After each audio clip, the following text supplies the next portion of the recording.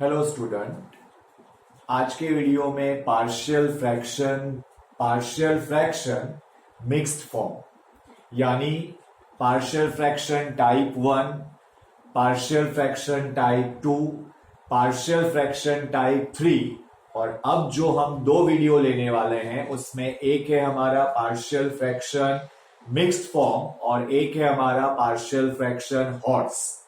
Now आज हम mix form को डिस्कस कर रहे हैं, कैसे टाइप के सम्स आएंगे उसमें। Now sum number 1, integration 2x upon x square plus 1 x square plus 3 dx। ध्यान से अगर ऑब्जर्वेशन किया जाए तो let x square equals to t, so 2x dx equals to dt. Now it becomes dt upon t plus 1 t plus 3. So student, आज का mix form है हमारा। there is substitution, there is maybe different कि जो directly partial fraction में convert ना होता हो। तो यहां पर let x square equals to t, so 2x dx equals to dt and the substitution, so it becomes integration dt upon t plus 1 upon t plus 3. Now this is 1 upon t plus 1 t plus 3. So this is type 1 a upon t plus 1 and b upon t plus 3. Now 1 equals to a t plus 3 b t plus 1. Now let t equals to minus 1.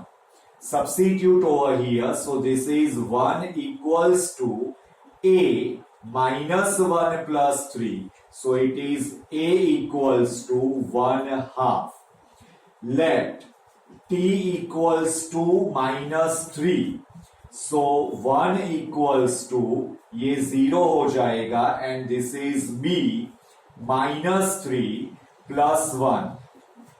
So it becomes b equals to minus 1 by 2. After this student हम सम rewrite करेंगे integration dt upon t plus 1 t plus 3 equals to integration a upon t plus 1 b upon t plus 3 dt. Now substitute a and b value over here. The value of a is 1 by 2. So 1 by 2 मैं directly outside ले रहा हूं। 1 upon t plus 1 dt plus b की value है minus 1 by 2, तो minus 1 by 2 1 upon t plus 3 dt.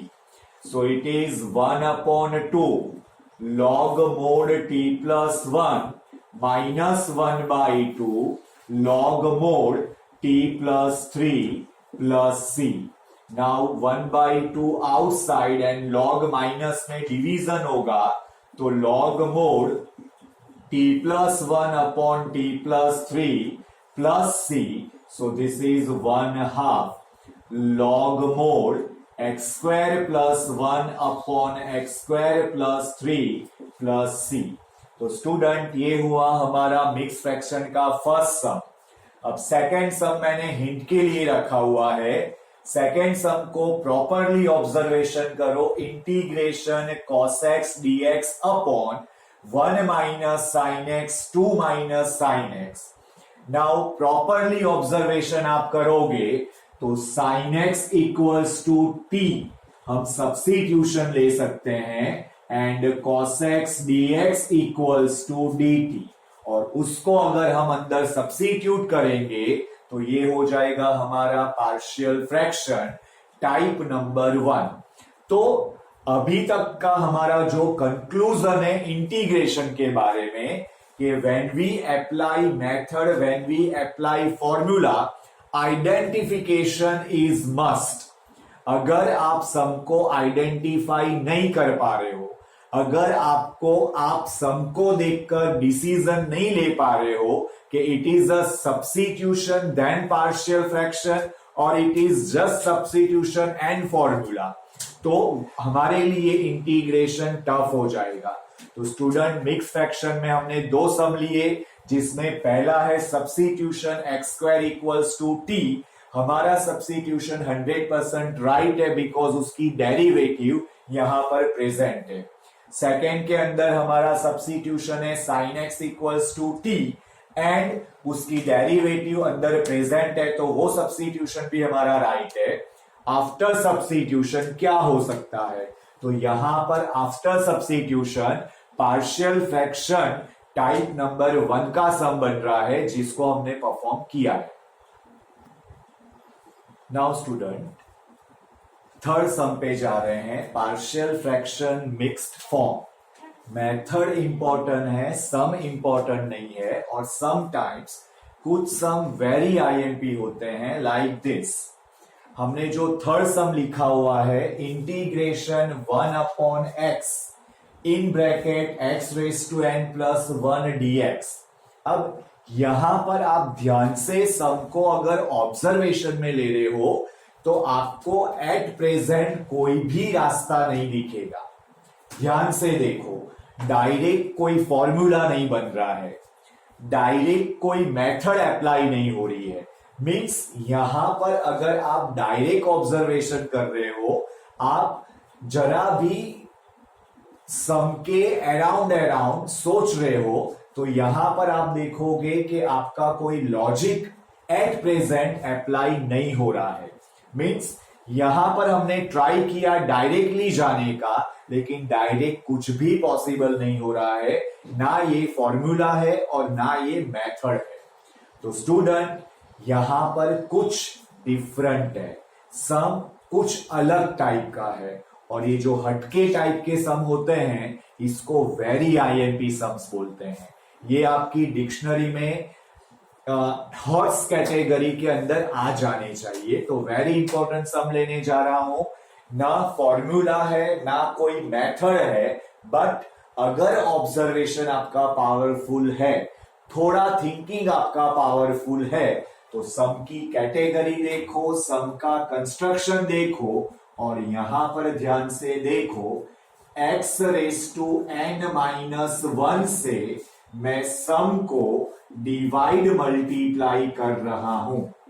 x raise to n-1 से मैं सम को डिवाइड मल्टीप्लाई कर रहा हूं। क्यों ये लॉजिक दौड़ा और कैसे दौड़ा, यहां पर मुझे प्रॉब्लम है ये पावर का। अगर x raise to n power नहीं होता तो ये पार्शियल फ्रैक्शन रिप्रेजेंट करता, अगर यहां पर स्क्वायर होता तो ये पार्शियल फ्रैक्शन रिप्रेजेंट करता। तो मेन प्रॉब्लम ये सम का जो है डिनोमिनेटर में x raise to n power, क्योंकि n वो वेरिएबल है, क्या है n वो हमको पता नहीं, तो यहां पर मैंने x रेज टू n-1 को मल्टीप्लाई डिवाइड किया, जिससे मेरा प्रॉब्लम दूर हो रहा है। प्रॉपरली ऑब्जर्वेशन करो, this is integration x raise to n-1 base same in multiplication power added, तो ये हो जाएगा x raise to n plus 1 dx। Now x raise to n equals to t, let substitution हो गया, n times x raise to n-1 dx equals to dt। तो जो हमारा problem था, जो हमारा लॉजिक था कि मुझे यहां पर बिग प्रॉब्लम है x रेज टू n से, अब बिग प्रॉब्लम को हटाने के लिए सब्स्टिट्यूशन एक पावरफुल मेथड है, लेकिन वहां पर डेरिवेटिव नहीं है, डेरिवेटिव उसकी प्रेजेंट नहीं थी, तो हमने मल्टीप्लाई और डिवाइड करके डेरिवेटिव को सेट किया है। स्टूडेंट मैंने आगे भी बोला है कि जब भी सब्स्टिट्यूशन मेथड आता है तो 99% केस के अंदर सब्स्टिट्यूशन लेने के बाद उसकी जो डेरिवेटिव है वो सम के अंदर प्रेजेंट होनी चाहिए। थोड़े सम हमने ऐसे भी देखे हैं कि जहां पर डेरिवेटिव प्रेजेंट नहीं थी पर वो सम पॉसिबल हुआ, like x upon under root x+4 type का सम, वो हमने आगे डिस्कस किया हुआ है। तो यहां पर ये डेरिवेटिव पॉसिबल हुई x⁻n−1 dx equals to dt/n। सो ये हो गया integration dt/n upon this is t+1। Now 1 upon n outside, this is dt upon t+1। यहां पर हम अगर पार्शियल फ्रैक्शन टाइप 1 लेते हैं तो 1 upon t+1, that is a upon t plus b upon t+1। So 1 equals to a times t+1 plus bt। Now let t equals to 0, denominator को mind में 0 suppose करो तो t की value होगी 0। Substitute over here 1 equals to a, 0 + 1 हमने काफी practice की है तो मैं थोड़ा फास्ट जा रहा हूं यहां पर। Let t equals to -1, so 1 equals to ये a 0 हो जाएगा, b that is -1, b equals to -1। Now this value substitute over here, but substitute करते समय एक चीज याद रखना है कि हमने 1 upon n को आउटसाइड ले रखा है, तो 1 upon n integration dt upon t+1, that is 1 upon n integration a upon t plus b upon t+1 dt।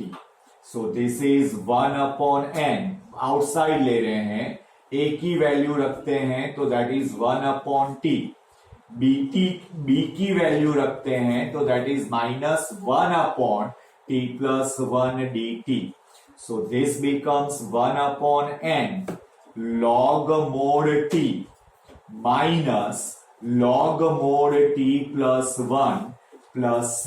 तो स्टूडेंट ये हो जाएगा 1 upon n log mod t upon t+1। Now t की वैल्यू हम सब्स्टिट्यूट करेंगे x⁻n plus c तो यहां पर है ही, तो 1 upon n log mod x⁻n upon x⁻n+1 plus c। तो एक वेरी इंपॉर्टेंट सम है सब्स्टिट्यूशन मेथड का, जो आखिर में कन्वर्ट होता है हमारा partial fraction. Student sum number 4 को देखो, सम नंबर 4 को देखो और रिमाइंड करो this is look like sum number 3। तो सम नंबर 3 की कॉपी है in the power of n, यहां पर पावर 4 है। तो कैसे करना है, डिवाइड एंड मल्टीप्लाई x³। तो ये हो जाएगा x⁻4 divide and multiply by x³ and after that x⁻4 equals to t, 4x³ dx equals to dt। So x³ dx equals to dt/4। Value अंदर सब्स्टिट्यूट करोगे, सब्स्टिट्यूशन लोगे तो type 1 का partial fraction हो जाएगा। तो स्टूडेंट ये 3 और 4th सम को अपनी डिक्शनरी में हॉट्स के फॉर्म में सेटअप कर दो। अगर आपको ये आइडिया एग्जाम में नहीं आया कि डिवाइड मल्टीप्लाई करके सब्स्टिट्यूशन पॉसिबल है, तो सम होना ऑलमोस्ट इम्पॉसिबल है। Now student sum number 5th, mixed form partial fraction. Student sum को प्रॉपरली ऑब्जर्वेशन करो और देखो यहां पर सम में एक वैरायटी है, अत्र तत्र सर्वत्र x², अत्र तत्र सर्वत्र x², और यहां पर वो x² इंपॉर्टेंट है। ध्यान से देखो, कंफ्यूजन ना हो। ये सम को परफॉर्म करने के लिए हम सब्स्टिट्यूशन नहीं ले सकते हैं। वंस अगेन, सब्स्टिट्यूशन जैसा आपको शायद लग रहा होगा लेकिन ये सम परफॉर्म करने के लिए सब्स्टिट्यूशन हमारा फेल हो जाएगा। क्यों फेल होगा? तो रीजन वो ही है कि अगर मैं एक्स स्क्वायर को सब्स्टिट्यूशन ले रहा हूं तो उसकी डेरिवेटिव मुझे अंदर दिखेगी नहीं, और अगर डेरिवेटिव नहीं दिखती है तो 99.9% केस में सम हमारा फेल हो जाता है। तो ऑब्जर्वेशन क्या बोल रहा है? द ऑब्जर्वेशन इज अत्र तत्र सर्वत्र एक्स स्क्वायर। तो हमको क्या करना है यहां पर? सपोज करना है for the easy going. Suppose x square equals to t. Substitution नहीं लिया है, वंस अगेन यहां पर हमने सब्स्टिट्यूशन नहीं लिया है, हमने एक्स स्क्वायर की जगह पर वाई रख टी लिखा हुआ है। हमने एक्स स्क्वायर की जगह पर जस्ट टी लेना है, सब्स्टिट्यूशन नहीं करना है। अगर ये सब्स्टिट्यूशन होता तो मैं डेरिवेटिव करता, अगर सब्स्टिट्यूशन होता तो मैं डेरिवेटिव करता, लेकिन ये सब्स्टिट्यूशन नहीं है, ये है just supposition for the easy going. तो फॉर द इजी गोइंग मैंने लिया है x square equals to T.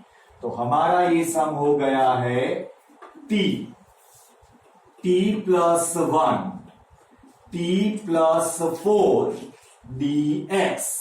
अगर सब्स्टिट्यूशन होगा तो वो dx की जगह पर dt होता।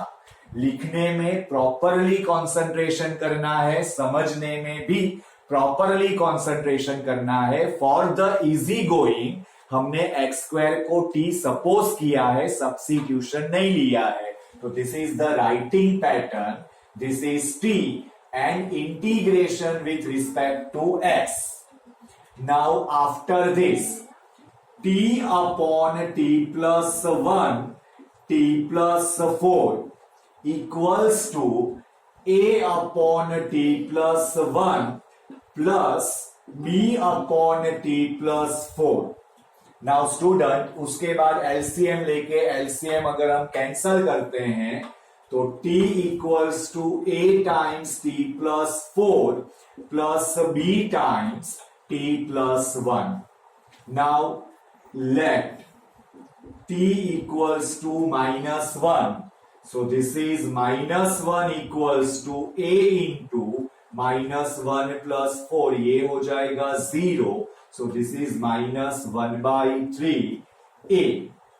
now after this हम लेंगे let t equals to -4, t equals to -4, तो ये हो जाएगा -4 इक्वल्स टू a 0 हो जाएगा and b that is -4 plus 1, so -4 equals to -3b, so b equals to हो जाएगा 4/3, b इक्वल्स टू हो जाएगा 4/3।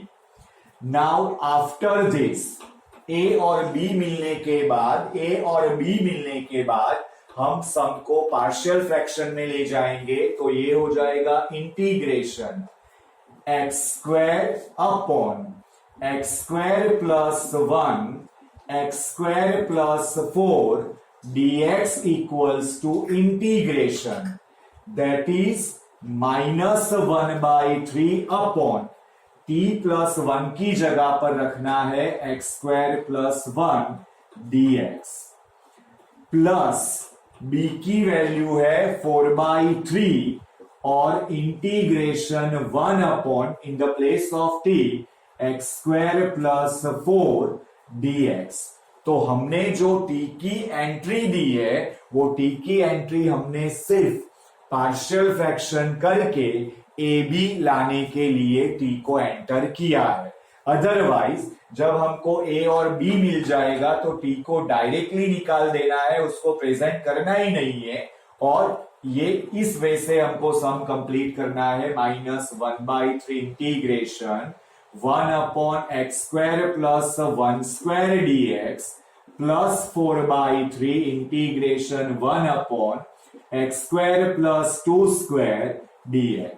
तो स्टूडेंट ये हो जाएगा -1/3 tan इनवर्स x/1, यहां पर 1/1 होगा जो लिखने की जरूरत नहीं है, plus 4/3 into 1/2 tan inverse x/2 plus c। तो ये हो गया -1/3 tan इनवर्स x, 2 2 यानी ये हो गया +2/3 tan inverse x/2 plus c।